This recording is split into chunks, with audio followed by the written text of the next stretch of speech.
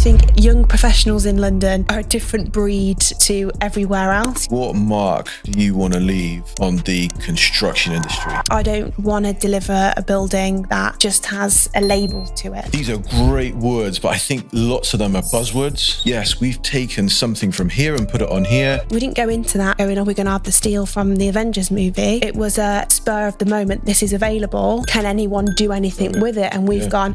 People that work in marketing all seem to know each other, or in advertising, or accountants all worked for the same sort of big five companies. Whereas I was young, a female in construction. And so is that why you set up the organisation, the Young Professionals? For me, it's just about the projects that really move sustainability that little bit more forward again. If I could go back to be 18 now, I would tell myself, particularly within construction, to do no. The only person, like, as in, go on, Darren, this is great, I'll support you, was...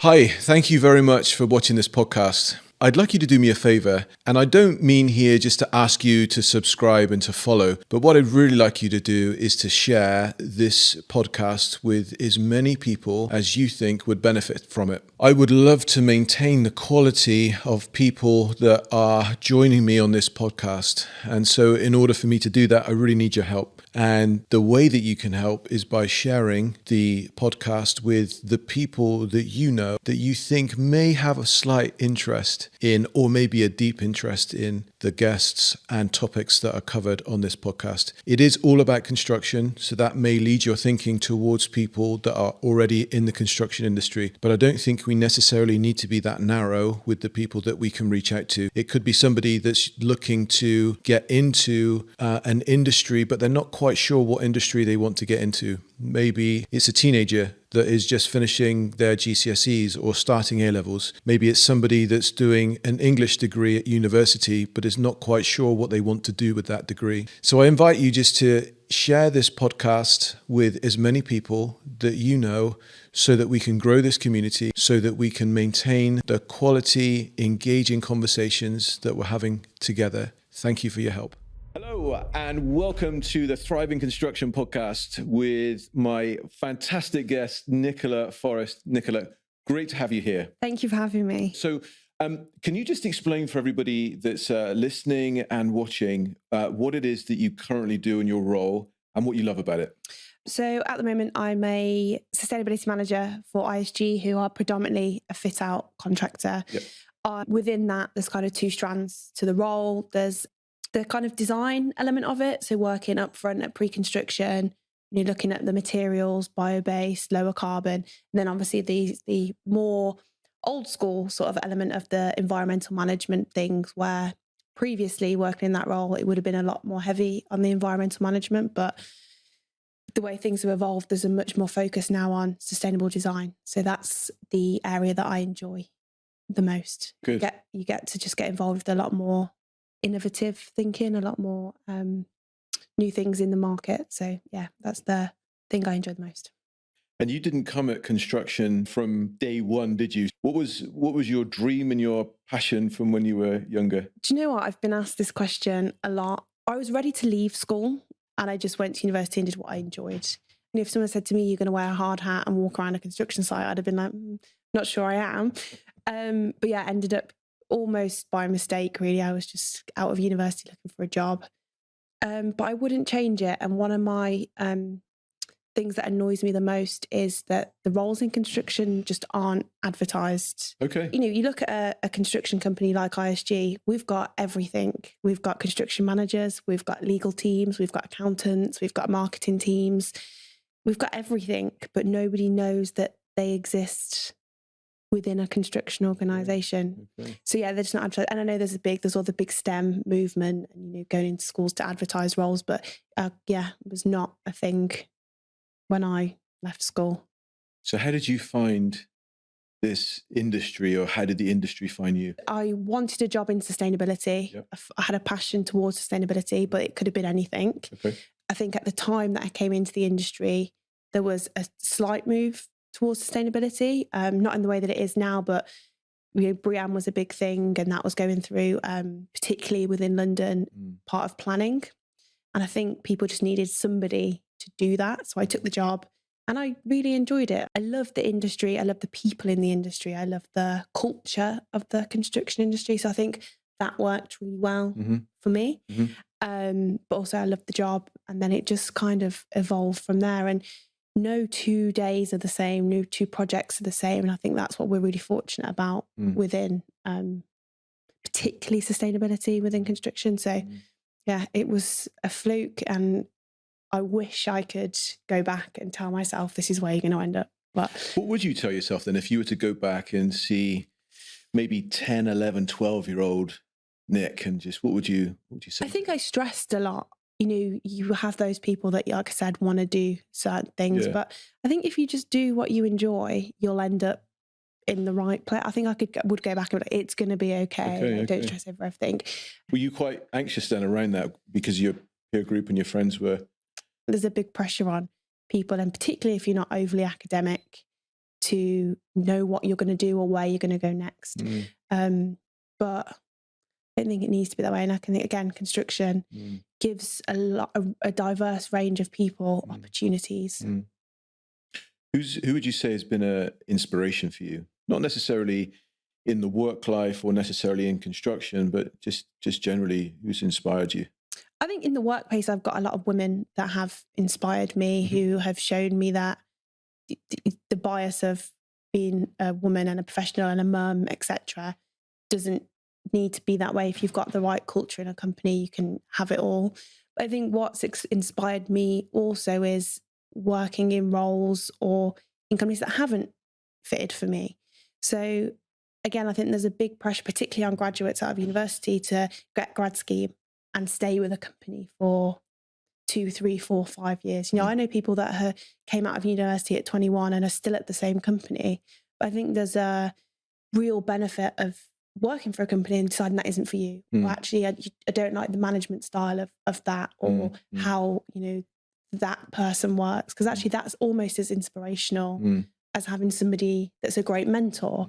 So I think for me, what's worked really well, you know, in the last sort of 10 years for me is that kind of moving between organisations. And now I'm at somewhere where is a really good fit. And but that's come out of just getting to know different people and ways of working and organisational structures. So for me, I've got, great inspirational women that I really look up to. I hope to be like them one day. But also it's come from a learning background as well of this isn't quite, and there's nothing, you know, negative. Everyone works differently. But yeah, that for me has also inspired me to work in a certain way. I love that thought that you've just given there about that you can take so much from a negative experience to teach you what you don't want or what not to do, especially if you're going to be a manager. Are you a manager? Yeah, I am. And I don't necessarily think it's a negative experience, you know, but maybe it's COVID as well that's brought that up about how different people work. You know, not everyone. And, you know, I look at that with my team. You know, you have to speak to people in different ways. Some people I can pick up the phone and be like, I need this doing 100 miles an hour. And I know that their personality type will take that. Whereas other people, you have to, how's your day? What's going on? And then ask them to do it. But I think that's potentially come out of COVID as well, of learning that, you know, we don't all go to the office and sit there for 8 hours. But yeah, it is just that didn't work, and it has shaped. And sometimes you learn from those experiences a lot more than always positive ones. Okay. How was COVID for you? I loved it. I didn't love the COVID bit, but I loved the change in the work pace, the change in the flexible working. I liked the fact that the world, particularly in London, the world slowed down. I understand that it was really difficult for people that were, you know, at home, didn't see family, you know, I was still going to work. Our construction sites were still going on. I quite liked this, just everything was quieter. Okay. I liked, and I like actually what's come out of it, the ways, you know, the world of work's changed, how society see things. I think it was not positive at the time, but actually has had a longer term benefit for professionals. And, you know, maybe it goes back to, again, like people that have got families, you know, it's made the workplace more accessible, particularly the corporate world, more accessible to more people. And, you know, I know people that work on projects in London now that don't live in London for whatever reason. So it's also made it different regions more accessible, because actually we kind of understand, well, if you're in Nottingham, it doesn't matter, you can still deliver. So whereas before it'd be like, we need you sat at a desk every day, which, restricts people. So I think for me, I enjoyed the quietness of the time, and I enjoy what it's brought out of the workplace as well. How did you develop over that COVID period personally? How did you develop and change or grow? I thrived under the pressure and under the unknown, really. And we had some big things going on in our company at that time, big tenders, big projects. And it kind of just made me grow up a little bit. Okay. It made me realise I need to deliver, and I need to be delivering a lot more than I probably would have at, I was 25, 26 when that happened. I still saw myself as quite junior, and I think it made not only me realise I needed to be going a bit quicker with this, also I think it gave me opportunities to prove myself as well. So I worked some long hours. There was we were reviewing tenders that were due in on Saturday afternoons, Sunday afternoons. It really brought to light my own potential, and I think it allowed other people to see that as well. I don't think I'd be where I am now in my career. So I don't know. It's one of those things, isn't it? Like, what if you could go back and see? But yeah, I think for me it was personally a positive. So you mentioned the projects that you've been working on and super intense periods in time where you're working on tenders and various bits. What would you say has been the proudest moment or the most notable moment by way of the grandeur or the interesting projects that you've worked on recently? For me, I've worked with one for the last maybe 5 years, one specific client, and almost followed them around. So we did some at King's Cross, we've done some out in Europe. So I lived out in Germany, kind of during lockdown, weirdly, like 2020. Then I had to come back for a little bit. But I think it was that. I think it's having that relationship with a client to the point where they want you to move and deliver something in the middle of Germany. For me, I think that was a moment where it was like, okay, ISG, you can have this job as long as we have. And they named about 5 people, and it was all right, do you want to go? But we kind of need you to go. Okay. So that for me was a big moment for them to say they've recognised what we've done. It's kind of see us all as a bit of a safe pair of hands. So what is it? What's your potential? Where do you see yourself in the future? What do you think that you could do? I hope that I can get to the top of the ladder. I've got a big thing about, getting to know people, turning up, chatting to people, what do you do, etc. So even just within the industry, just become a little bit more known for my expertise. But I also love the unknown. I like the fact that I don't know where I'm going to be in 2 years' time or 10 years' time. I've got milestones that I would like to hit in terms of my own development. But I'm very happy if, something came up tomorrow and I ended up doing sustainability in a completely different industry, then I'd find that exciting and the thought of that, as well. So yeah, I have construction milestones, but I'm also open to see what kind of happens. Yeah. So when you talk about you want to get to the top of the ladder, how clear are you on what that looks like in terms of the top of the ladder, and how do you know when you're actually there? Hopefully you don't know when you're there. Hopefully you never have that on your head and there's always something else to come. But, I'm, again, big advocate for development, getting those plans in place. The big thing about mentor schemes, understanding what other people do. And again, it goes back to that inspirational thing. Who do you look up to? Who inspires you? And not following in their footsteps, but using their experiences to shape your own. Even 5 years ago, there wasn't directors for sustainability or chief sustainability officers. All these things have appeared really because of the society kind of has asked them, who knows what is going to be out there in 5 years in terms of job roles.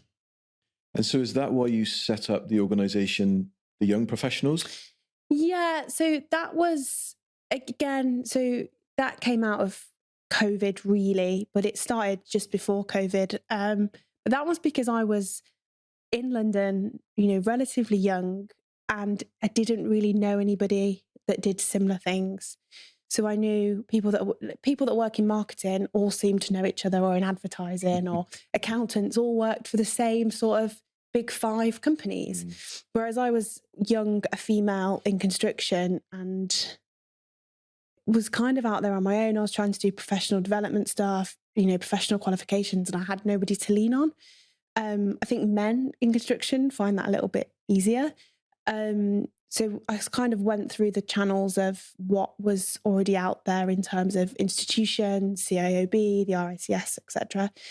And it kind of grew its own legs from there, really, and the power in it and what I've learned from it and what you see other people get out of it. I don't think a professional institute can offer. We've got that flexibility, with the young professional to shape it into a little bit for everybody. Our events don't suit everybody, but there's something out there for most people, which I think is really, really special about it. And there's nothing nicer than going to an event or hosting an event and seeing people come that have met through that, or see, we follow loads of people from our Instagram account and seeing that they've just become friends. And that, for me, what it was always about, it was that connecting people element that I felt that I didn't really have when I first moved to London.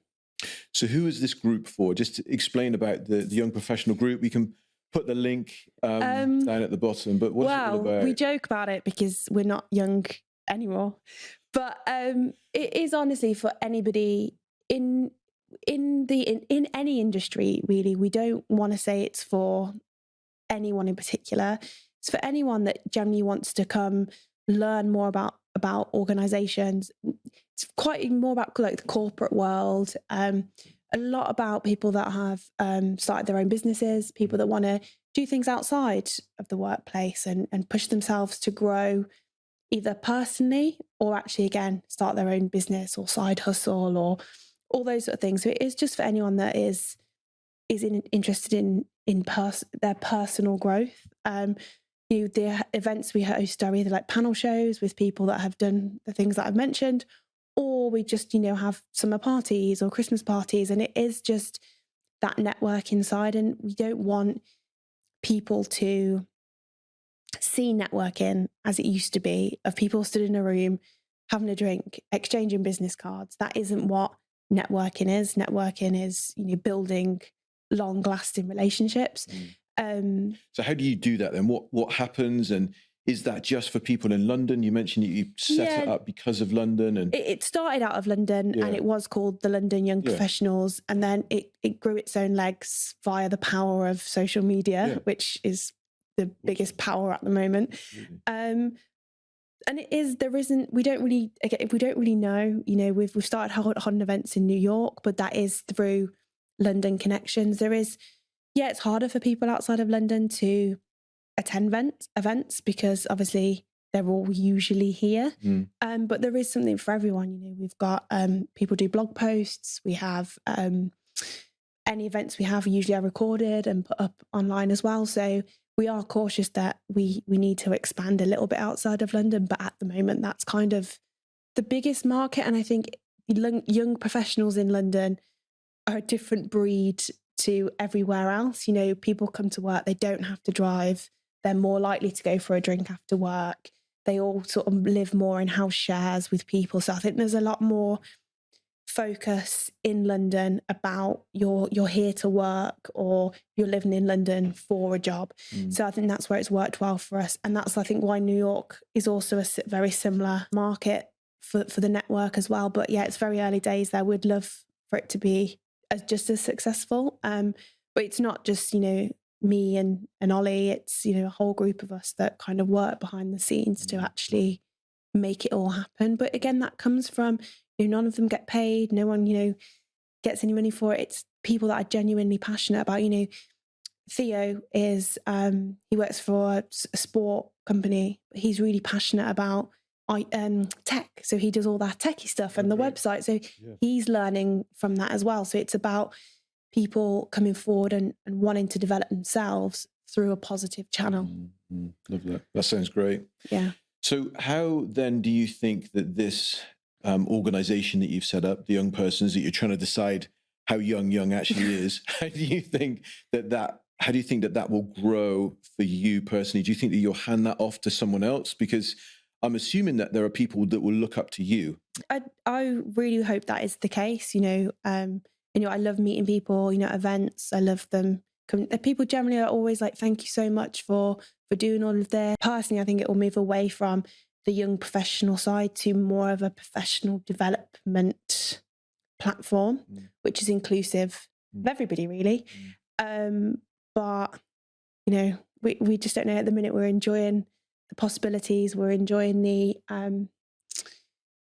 traction that it's getting, what it's bringing to people in the city. We've got brands coming to us, asking us if they can, be on the platform, whether they can give us a discount. So at the minute, it's still where it is at the moment, sometimes a bit taken back from it. We had that event last week in New York with 80 people turn up. In London, we're somewhat well known. In New York, not at all. But, at the moment, we're still shocked by where we are at the moment. On the professional side now of things, what mark do you want to leave on the construction industry? For me, it's less about of a mark myself, but actually look at leaving big flagship projects that have a legacy, or actually are spaces that feed into the future. So I don't want to deliver a building that just has a label to it.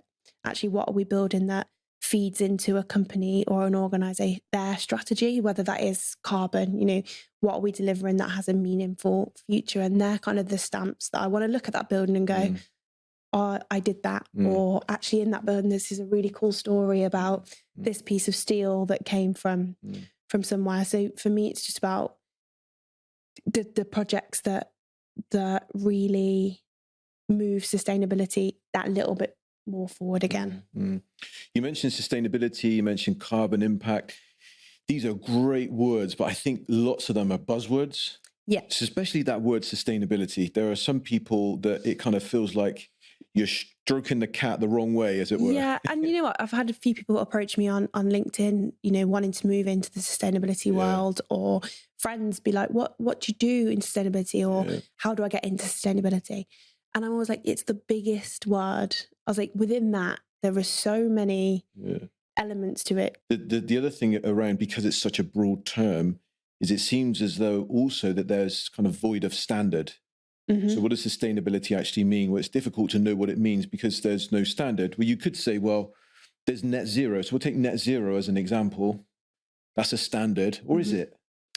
It's not. I think it's what we're striving to achieve. I think there needs to be standards there. I know there are organisations out there that are working on them, but at the moment, the route to measure it or the route to get there varies massively. And from a contractor's point of view, that's really, really hard for us to do. We're working on multiple projects with particularly our supply chain that may be on these projects. Like I said, I know there's working groups out there that are looking to standardise assessment methodology to it, but there shouldn't be multiple working groups. We should all be agreeing on one, really. But we can't move forward and get rid of that without a methodology or an approach or standard to it. And I think it's fascinating about how far we've come, because I think you go back to at least the time when you came out of university to where we're at the moment, there are lots of phrases and words that are used now that weren't even considered or used back then. And you've mentioned a couple of them. I know greenwashing is one of them. It's a negative connotation, but things like embodied carbon, whole life carbon, all of those types of things, those were really not phrases that were put together that often when you came out of university. Everything's changed for the better. When I came out of university or started in construction, it was like the BREEAM of the world or the LEEDs of the world, which I think, speaking of standards, are really great from a initial design point of view. It really guides people or clients in a direction that is better than nothing if they don't know where they're going to go. But all these other, embodied carbon, whole life carbon, circular economy things that are coming out are great. And there's so many, particularly circular economy, there's so many layers to it that to me, they hold a lot more weight than necessarily these standards. If we're going to be comparing things like net zero, then there needs to be a standard. But I think there's so many great things that can be done out there without following necessarily a checkbox, with some of those standards and some of those sort of BREEAMs of the world, you're almost at risk of missing other more valuable opportunities around carbon, materials, etc. So I think there's pros and cons to the standardizing things.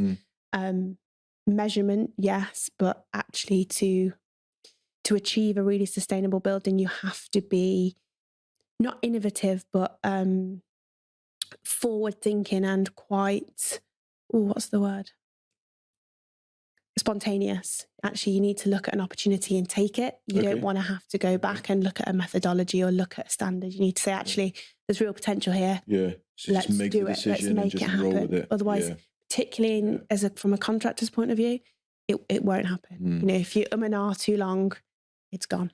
So if I am a developer then, and if I've got a building that I want to refurbish, and it's important to me to have a sustainable building, but then I've got this fear as well that it's going to be really expensive, that I'm not going to get a good ROI, or that maybe my funders are going to get on my case when they realize how much money I've not made or how much money I've lost. What types of things would you say to me to try and help me be more decisive or be more forward thinking? You have to look at ultimately who the end audience is. You know, I can completely understand why a lot of people go down the BREEAM well lead route, because having that stamp, particularly from a developer, means you can probably get a bit more money commercially from a tenant. Yeah. But I think you have to look at what's important to the people that are going to be in that building, and actually what's important in what's happening within the area that you're working in, and just getting that advice and that design team in as early as possible. You know, one of my biggest bugbears is as a contractor, we don't get involved until we're basically ready to start on site. We have a bit of a pre-con period, and then it's off you go in 6-9 weeks. So you're talking REBA stage 3, that's when you get involved, or is it if we're lucky? If we're lucky, sometimes it's REBA 4, and it's you're due to start on site very, very soon. Yeah. Why do you think that is? Why do you think that it's so late to get you guys on board? Procurement, yeah. Tendering, you know, value for money. Yeah. Sustainability isn't seen in the same way, and you can do 2-stage, get us on a little bit earlier, but I feel like particularly in London, contractors are the ones that are massively in the know of what's going on in the industry and just within the region. You know, we will work on projects where they want raised access floor, but we're also the people that are working on projects where we know that raised access floors being stripped out, and it's a lot harder for us at REBA 4 to say, actually, can we do this instead, when you're up against cost and programming. By that time, the opportunities are almost missed. You know, we've got a client at the moment where we're reusing lighting. Actually, the time it's going to take to get that lighting down, spray the lighting, put it back up again, it would be cheaper and quicker won't be cheaper, but quicker just to put new lighting up. Yeah. So yeah, if there's a way of getting contractors almost in as a bit of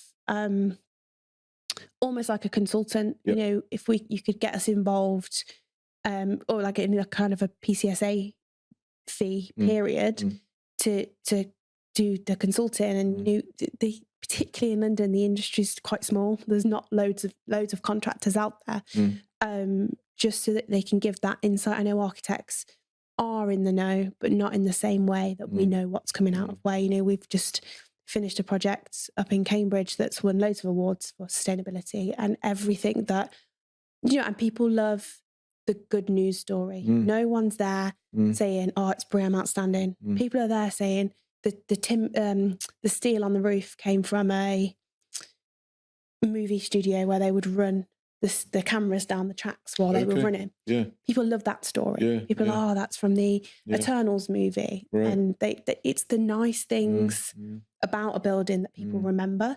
But none of those, we didn't go into that going, oh, we're going to have the steel from the Avengers movie. It was a spur of the moment. This is available. Can anyone do anything with it? And we've gone, let's go and have that conversation. Right. And it's that where contractors really, really bring value that can't possibly be designed in. And that project, because an architect can't know that, right? There's no way that an architect can say, I know that this is going to get put down. Unless they're in industry networks, which they might, but it's not as likely as we would know it. Yeah. And it's down to the client as well. If the client is willing to have these options put forward, stop, with that steel, we had to have the structural engineer redesign things. They were very open to actually saying, okay, this might add a couple of weeks on, or this might not get done straight away. But there's a benefit to it. So it's about having that collaboration across the board. On that project, I think we were brought in mid-REBA 3. Right. So that's a classic example, really, where it's been so successful for sustainability because of what we were able to bring to it. And, we walk around buildings all the time with stuff being stripped out, and a lot of it, unfortunately, gets lost. What's the name of that project in Cambridge? It was the Cambridge Institute for Sustainable Leadership. Right. So naturally, they had a focus on sustainability. So maybe I'm being a little bit biased because they want their building to be sustainable, but it does show what's possible, what can be achieved with an open mind. Yeah, definitely. And I think that message that's kind of coming across from you is get us involved early. We want to have a good story, just like you want to have a good story. I think people sometimes see the contractor a little bit like we're very commercially driven. So obviously we're a business, we need to make money. But we're not just there to build it and get paid. We would love to be, particularly from a sustainability point of view, love to be in, and that's what I like to do, and have that design involvement, which is what I said right at the start of this. Really is that's what makes every project different. And that's what makes me enjoy going to work. That's what builds these legacy projects. So I think it's just kind of seeing that contractor as part of the design team, not the builder. And I think the point that you've raised there is really important for people to remember is you work for ISG, and ISG is made up with lots of people like you that come to work with a purpose and that enjoy things and get fulfillment from not just doing a good job for the organization, but actually saying, yes, we've taken something from here and put it on here, and that's made a difference to the world. Yeah, it's the story. Again, it's the stories that, that people remember. And it's actually, we got the reception desk at the same building, got cracked as we were moving it from Netflix up to Cambridge. And instead of filling in the gap and, polishing it down, we put like a Japanese gold, almost like a paint, but more like a gel that's in the desk now. So it's a story. And so that's actually where it got damaged, being moved from Netflix. So instead of them wanting it to be brand new, they wanted to be able to say to them, that's why it's there, because it got reused, and the story behind it. So it's the nice elements that people, I would say, care more about and remember more than back to that standard thing, just having a building because it's got a standard to it. Good. Well, Nick, I think this now takes us on really nicely to the demolition zone. Okay. So we're back to Demolition Zone. This is a segment where myths and misconceptions are destroyed. So, Nick, you have created a questionable tower. This thing stands. This thing. And what does it represent? What's the myth that this represents? So the myth I've gone for is, again, right back to kind of the start of our conversation around the education piece and needing to know where you need to be, or, particularly in the construction industry, I don't think you need to have a particular background, or I don't think everyone needs to go to university. If I could go back to be 18 now, I would tell myself, particularly within construction, to do an apprenticeship. Okay. I think there's a lot of pressure on young people and the apprenticeships are almost a bit frowned upon, but there's so much good that can come out of them, and on the job learning in construction is vital. So my myth is education doesn't hold you back, or you have to do one route of education. I think if you're passionate and willing to learn, you'll get anywhere that you need to be. Love it. So just before you destroy the myth, do ISG do apprenticeships? Yeah, they do. And the I want to call them kids, they're not. The colleagues that I've got that come off the apprenticeships are unbelievably knowledgeable, and unbelievably disciplined. They work on site. They go to work 7:30 in the morning till 4:00 every single day. They're there 5 days a week. sometimes at the weekends, if they need to be working out of hours, they're living and breathing actual construction sites, which I think you learn more than learn on paper. They learn professional skills. They learn how to deal with a whole range of different people. You know, operatives can be any age. They can be 16, they can be 65, they can be every nationality. So yeah, I think it really sets them up for a really good future in construction, but also as really, really well-rounded people. And, you know, they're way more knowledgeable than I was at 21. Coming into the industry, not a clue what's going on. So yeah, 100%. Good. Love it. Well, Nick, how do I knock it down? This is your choice. Destroy the myth. How did that feel? Good. I was scared it was going to hit the camera. I was like, that's expensive. I was like, that's expensive kit. Well, is there anything that you want to speak about that I've not asked you or not addressed at the minute? I'm going to spin the conversation round and ask you a question. Go. You obviously own your own business. I do. Very successful. How do you feel that sustainability has changed from when you started out to now? And what pressures do you think have come with that as a business owner? Yeah, good question. So as a business owner. Oh, yeah. Okay, so they've changed massively. When I first set the business up, 2007, the only person that was on my side, as it were, like as in, go on, Darren, this is great, I'll support you, was my wife. Everyone else, Darren, you're bonkers. You've got a really good job. And you're going into an industry that doesn't even exist. We don't know what's going to go on with it. And so to where we are now, and especially it's kind of ramped up after COVID. That's when the significant changes happened. And I think that that's happened is because people connected more with nature and they connected more with each other. Yeah. Yes, there was a lot of isolation and a lot of situations that went on in families and individuals that were terrible. But I think that happens irrespective of whether there's a pandemic on and whether there isn't a pandemic on. But I think that people slowed down. I think that people had more time to think and to be more conscious or considerate of the environment and their that's around them. Yeah, exactly right. My team has not grown. Okay. What's happened is my team is just spread out across the world. So we've got people in Greece, we've got people in India, and is that again because of COVID? Because of COVID, absolutely, yeah. And because organizations like yours don't demand that we need to come and sit in front of you to give you advice. You're now happy, or your organizations are now happy for us to have those conversations on Teams or on Zoom, happy to have the conversation on the phone. And so it's that credibility element has followed through, whether you're face-to-face or whether you're just on the end of a Zoom call or Teams or something like that, which I think is a lot better because not only from an environmental point of view is that really useful because it enables you not to burn fossil fuels because you're not traveling. Also, I think in terms of the work-life balance and your own mental health or the own relationships that you've got with your family, there's more focus on that as well, because you don't need to have that time where you're out of the office for 6 hours a day traveling and then go and sit in a 2-hour meeting. And you've done that before, right? Agreed. Yeah. So that has that been a pressure? I don't think it's been a pressure. Do you feel more pressure now on the range of requirements that are asked of you and your team? Whereas before, imagine the requirements within construction and within sustainability were much more similar and much more streamlined.